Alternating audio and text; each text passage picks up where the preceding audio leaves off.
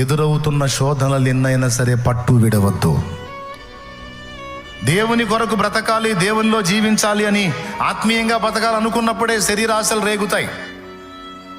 దేవుని కొరకు నిలవాలనుకున్నప్పుడే శరీరేచ్ఛలు రేగి సాతాను వాటి ఆకర్షణలను తీసుకొచ్చి నీకు చూపించి నిన్ను బలహీనపరచ చూస్తాడు. గుర్తుపెట్టుకో, అంతకుముందు లేవు, ఇప్పుడు ఎందుకు ఎక్కువైనాయి అంటే మన దెబ్బ తగిలిందో వాడికి తీసుకొచ్చి ముందు పెడుతున్నాడు అని గ్రహించి నువ్వేం చేయాలి? ఆకర్షణల వైపు పరిగెత్తడం కాదు, లేదా నాకేంది ఇలా ఆకర్షణలు వచ్చినాయి అని కృంగిపోయి కూలబట్టం కాదు. ఒకవేళ దురాలోచనలు, దుష్ట తలంపులు ఏవైనా నీకు కలిగినా, అడుగులు తడబడినా, నువ్వు చేయాల్సింది ఏంటంటే వాటిని చూపించి దేవునికి దూరం అవటం కాదు, కానీ వాటిని దులిపి పరిగెత్తుకుంటూ చేసే కాళ్ళే పెన్నేసుకోవాలి.